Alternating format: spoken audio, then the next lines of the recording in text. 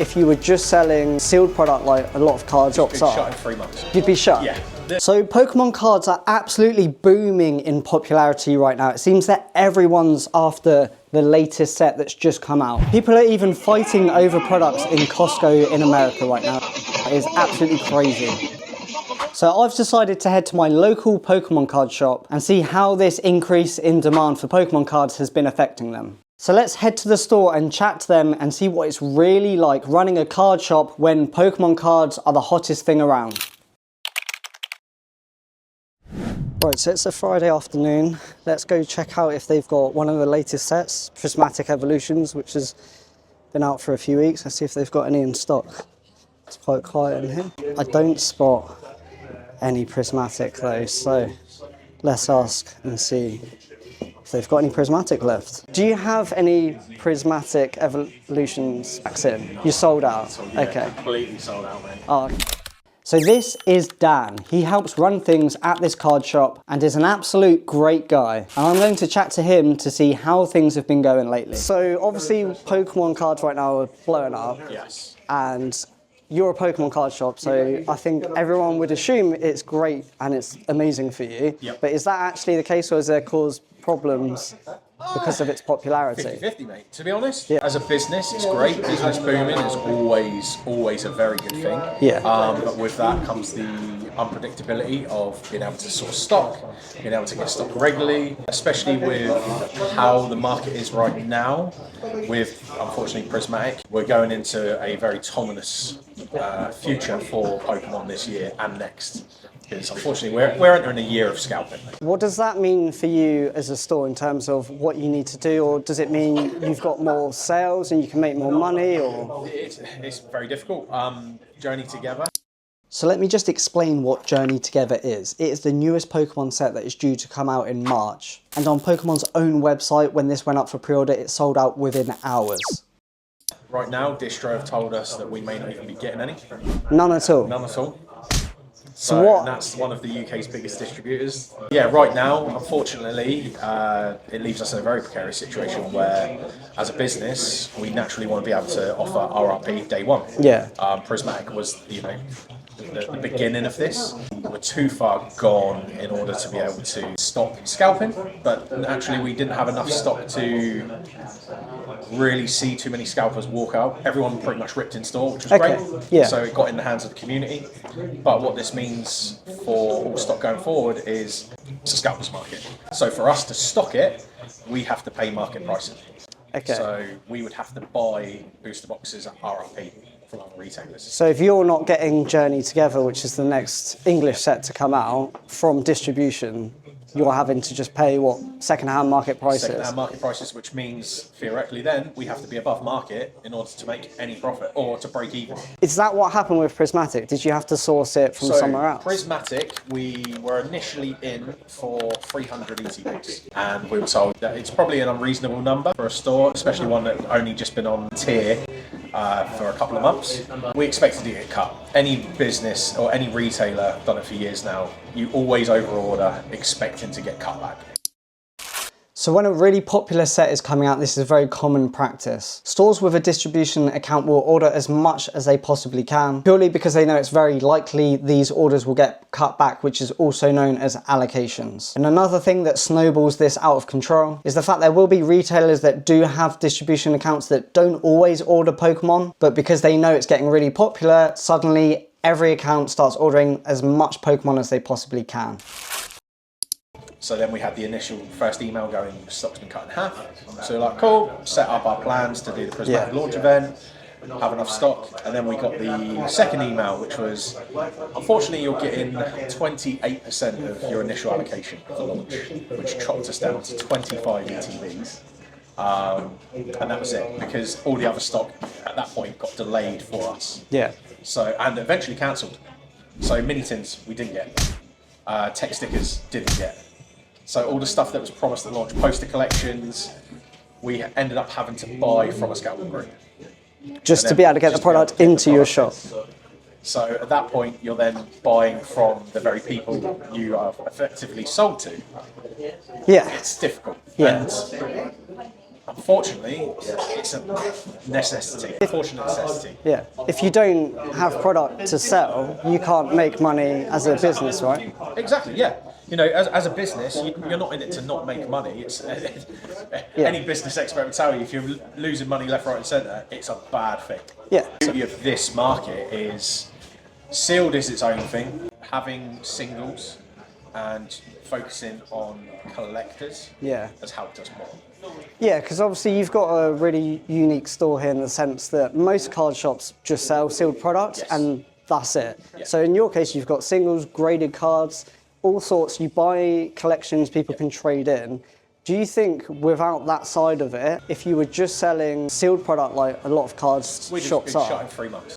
You'd be shut? Yeah. The reality is, it's not anyone that's opening a card shop in this day and age and is just selling sealed product is not going to make money. Purely because how it is at the moment, you order 500, you get cut to 200, 100, you then 50. Pre-sell anything, you are effectively losing customers because you cannot guarantee anyone's stock.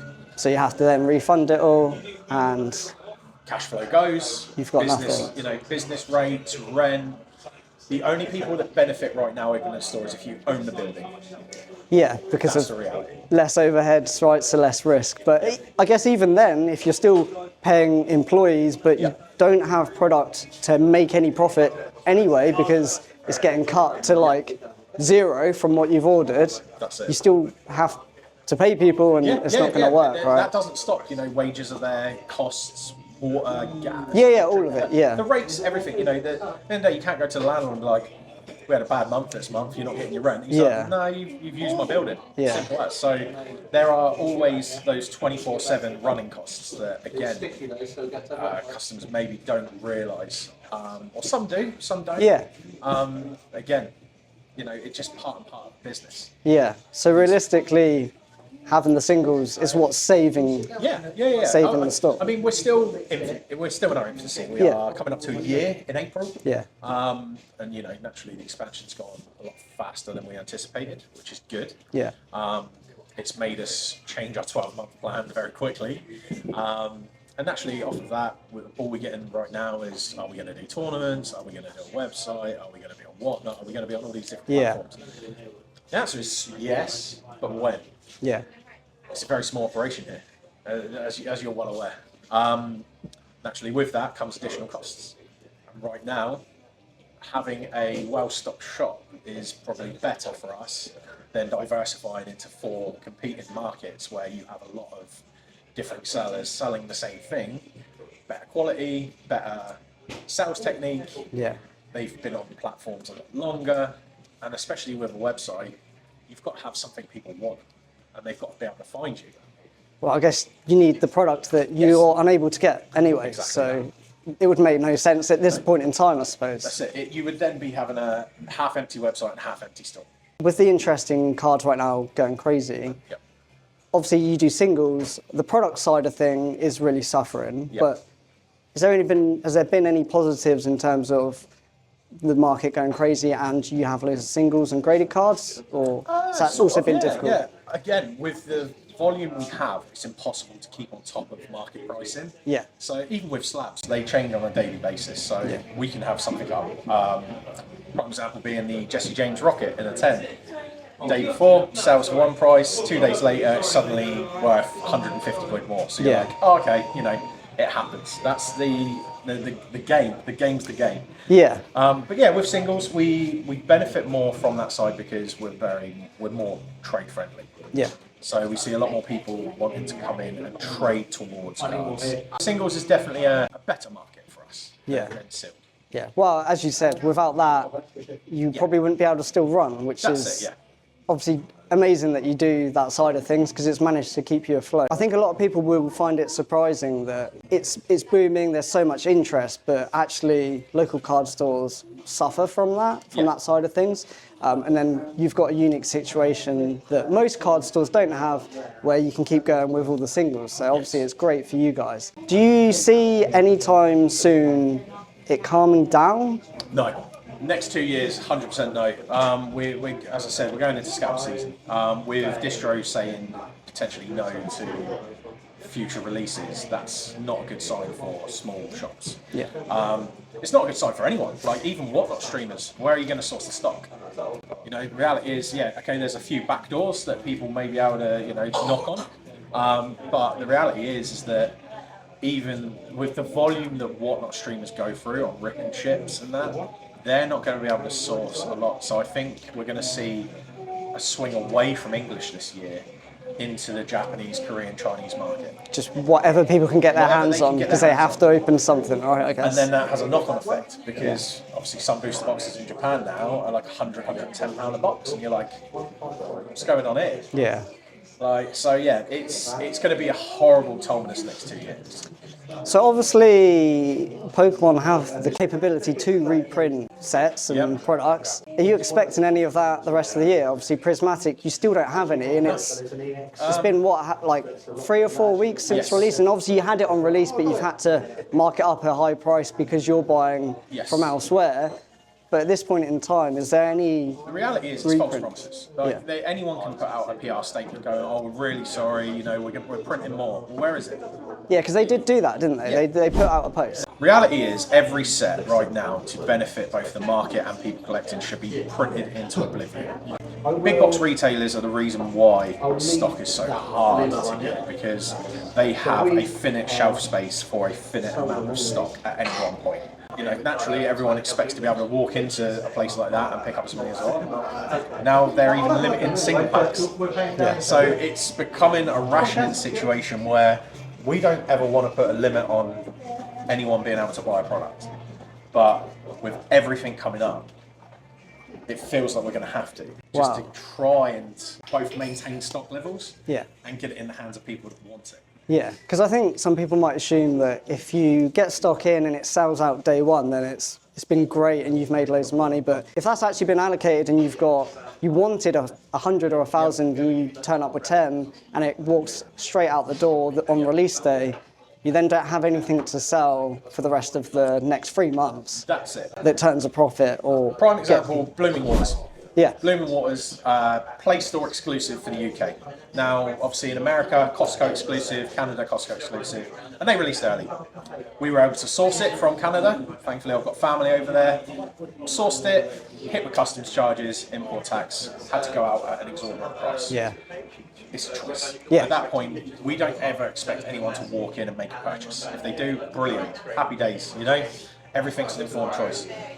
Right now, we would love to be able to get UK stock, but as we're not a Play Store, our distributor were like, it's only going to that tier and these stores. And a Play Store is somewhere where you can play the card game, Yes. is that right? Yeah, play the card game, and technically it's you have to have pre-release status so that you can obviously sell the cards beforehand. So essentially, Journey Together will only be available in the UK at those stores unless it's sourced elsewhere. Not through distribution. Yeah. I mean, there might be other distributors out there. Yeah. We know there's a few distributors, unfortunately, that also use this main distributor, so they are a sub-distributor. Yeah. So their allocations will be as ours would be, depending on their level. Yeah. So yeah, right now it's a fight to try and get stock and make people realise that we're not trying to scalp or be scalpers, but we're having to buy it at the same cost you are, to then sell it higher to then make any money. Yeah. And the reality is, that most pack products, it's pence. Yeah. You hope volume goes out. Yeah. You know, I'd love to say that a £30 pack we're making £20 profit. Yeah. It's not the case. Very small margins. Very small margins. Yeah. Well, thank you very much for your time, and all the best. Yeah, cheers, man. Thank you very much. Thanks, mate. Cheers. So hopefully that gave you some insight into what it's like for stores out there selling Pokemon cards during this period where everyone seems to be trying to pick up the latest Pokemon card sets. So I hope you enjoyed the video. If you did, please hit like and subscribe. And as always, thanks for watching. I'll see you in the next one.